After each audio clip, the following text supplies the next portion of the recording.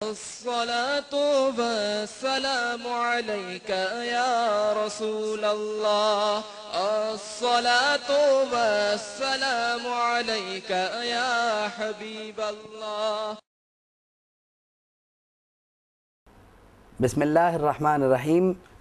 الحمد لله رب العالمين والصلاة والسلام على أشرف المرسلين نبينا ومولانا محمد وآله وصحبه أجمعين. اما بعد،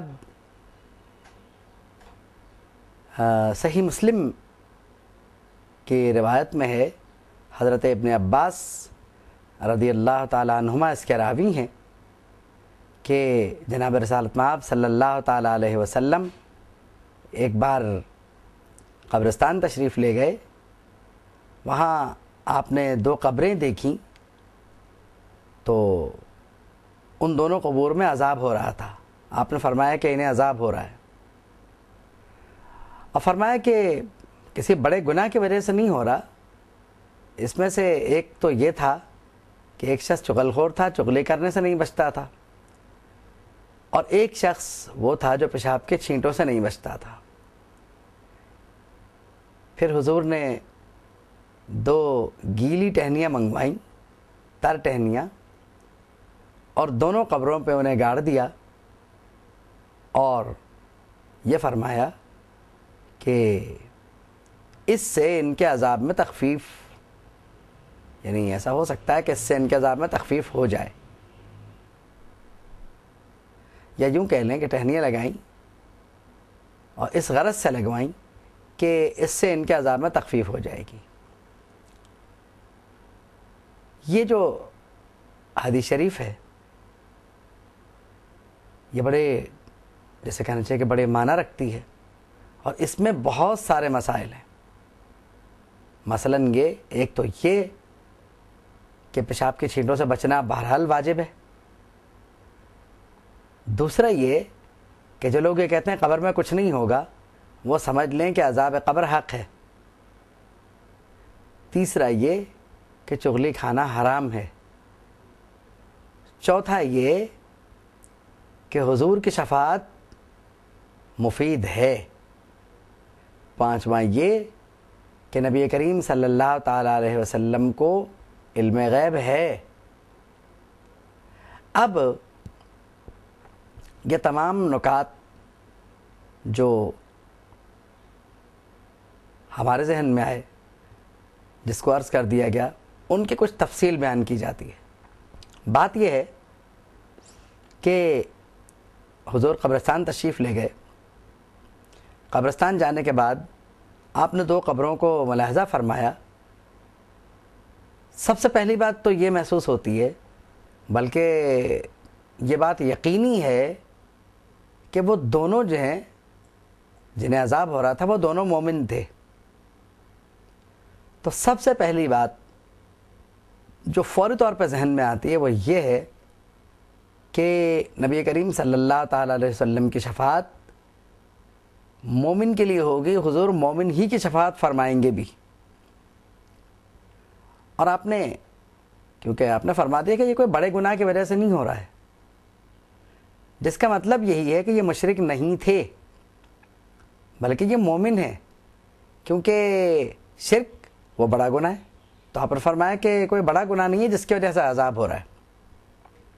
یعنی بظاہر یہ دونوں باتیں بہت معمولی نظر آتی ہیں، لیکن عذاب قبر کا باعث ہیں. یعنی حضور نے ان دونوں باتوں کو ہلکا نہیں فرمایا. اگر کسی اور بڑے گناہ کی وجہ سے ہوتا تو اور زیادہ ہوتا. اس لیے حضور نے فرمایا کہ یہ معاملہ جو ہے بہت چھوٹے گناہوں کا ہے. یعنی بہت چھوٹے گناہوں کی جب یہ سزا ہو سکتی ہے کہ اس میں عذاب کی تخفیف کی ضرورت پڑ جائے، تو بڑے گناہ کا کیا ہوگا یہ آپ سوچ لیجئے. اور بڑا گناہ تو بہرحال بڑا ہے. یعنی ہلکے گناہ کی، جس کو آپ بظاہر ہلکا سمجھ رہے ہیں، اس کی جب اتنی بڑی سزا ہے تو پھر بڑے گناہ کی تو بات ہی چھوڑ دیجئے آپ. اس پہ تو کیا ہوگا پتہ نہیں. اب اس پہ ہمارا ذہن کیا سوچے گا نہیں سوچے گا یہ تو آگے چل کے بات آئے گی. لیکن آپ یہ دیکھیے کہ حضور کی شفاعت ہر مومن کے لیے ہے. اور دوسری بات یہ ہے کہ حدیث شریف سے یہ بات معلوم ہوئی کہ بہت سے گناہ ایسے ہیں ہم گناہوں کے معاملے میں عام طور پر پرواہ نہیں کرتے. ہم کہتے ہیں چلو چھوڑو، ہو گیا نا، کوئی بات نہیں، آگے چل کے ہو جائے گا. یا اکثر و بیشتر یہ ہوتا ہے، اچھا کوئی بات نہیں، میں نے فلاں کام نہیں کیا تو کیا ہوا، حج کرنے کے بعد کر لوں گا. میں نے یہ نہیں کیا تو کیا ہوا، عمرہ کرنے کے بعد ٹھیک کر لوں گا. دیکھیے، لمبی امیدوں کے سہارے زندگی نہ گزارنی چاہیے اور نہ گزرتی ہے. ہو سکتا ہے کہ زندگی آپ کو حج کرنے کا موقع ہی نہ دے، ہو سکتا ہے کہ زندگی میں آپ کے عمرے کی نوبت ہی نہ آئے، اور یہ بھی ہو سکتا ہے کہ آپ کی زندگی تو رہے، ضروری نہیں کہ آپ مر جائیں، لیکن آپ کے مالی حالات ایسے ہوں ہی نہ کہ آپ حج پہ جا سکیں، عمرے پہ جا سکیں. آپ سوچئے، ایک زمانہ وہ تھا جب بات ہزاروں میں ہوتی تھی حج کو اگر جانا ہو یا عمرے پہ جانا ہو. اب حج کی جو بات ہے وہ ایسا لگتا ہے کہ لاکھوں میں چلی جائے گی. تو اب ایسے میں اگر کسی کی نیت خالص ہے تو اسے اپنی نیت کا ثواب تو ملتا رہے گا، لیکن بظاہر تو حالات ایسے نہیں رہے. یعنی جن کاموں کے لیے اس نے یہ ارادہ کیا تھا کہ وہ حج کر کے کرے گا، تو اس میں تو پھر معاملہ نہیں بچا. تو مقصد یہ ہے کہ لمبی امیدوں کے سہارے بات نہیں کرنی چاہیے، اور چھوٹے گناہ کو بھی بڑا ہی سمجھ کر کے بچنا چاہیے، کیونکہ یہی تقویٰ ہے. اگر چھوٹے گناہ کو چھوٹا سمجھ کے لے لیا گیا اور اللہ رب العالمین کو آپ کا یہ چھوٹا سمجھنا ہی برا لگ گیا تو پھر آپ کیا کریں گے؟ حضور نے ان گناہوں کو چھوٹا اس لیے فرمایا کہ اگر حضور یہ فرما دیتے کہ یہ گناہ بہت بڑا ہے جس کی ان کو سزا ہو رہی ہے، تو پھر یقیناً ان کے عذاب میں اضافہ ہو جاتا، کیونکہ نبی کی زبان سے بات نکل گئی تھی. کیونکہ حضور کی زبان سے کوئی بات نکل جائے تو وہ پوری ہو جاتی ہے. اس لیے حضور نے فرمایا کہ یہ چھوٹا گناہ ہے جس کی وجہ سے ان کو عذاب ہو رہا ہے، یعنی تاکہ ان کا عذاب اور نہ بڑھ جائے. بلکہ حضور نے تو عذرائے ہمدردی یا بحیثیت امتی ان پہ یہ کرم فرمایا کہ 2 ٹہنیاں وہاں پہ لگوا دی، اور یہ فرمایا کہ جب تک یعنی ان کے عذاب میں تخفیف رہے گی جب تک یہ ٹہنیاں خشک نہیں ہوتی. یعنی اس کا مطلب یہ ہوا کہ حضور کی شفاعت انہیں بھی ملی. اب اس سے بہت ساری باتوں کا جواز فراہم ہو جاتا ہے. سب سے بڑی بات تو یہ ہے، وہی جو میں نے عرض کی تھی، کہ حضور کے علم غیب یعنی اللہ کی عطا سے آپ کو یہ بات معلوم ہو گئی کہ 2 قبریں ایسی ہیں جہاں مومنین کو عذاب ہو رہا ہے، اور عذاب بھی جس وجہ سے ہو رہا ہے وہ یہ ہے. یعنی بات یہ نہیں کہ وہ نمازی نہیں تھے، وہ نمازی بھی ہوں گے، اس لیے فرمایا کہ چھوٹے گناہ کی وجہ سے بات ہو رہی ہے، کیونکہ ترک صلاۃ، ترک نماز یہ بڑے گناہوں میں، اس لیے آپ نے چھوٹا گناہ ارشاد فرمایا. اب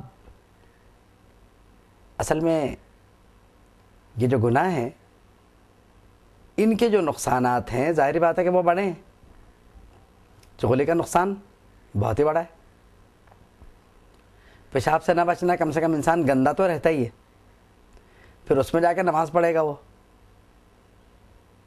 اب پیشاب کے اپنے احکامات ہیں، ان احکام کا مطالعہ یقیناً بہار شریعت کی کتاب الطہارت میں کیا جا سکتا ہے. یہ حدیث شریف بھی مسلم کی کتاب الطہارت سے ہی ہے. تو بات یہ ہے کہ حضور کا علم غیب، حضور کو اللہ نے علم عطا فرمایا، کیا آپ نے قبور کی حالت کا مشاہدہ فرما لیا.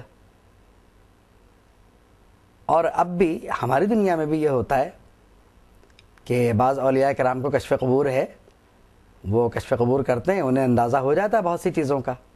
یہ بھی اللہ رب العالمین کی عطا ہے، اس لیے انکار مناسب نہیں ہے.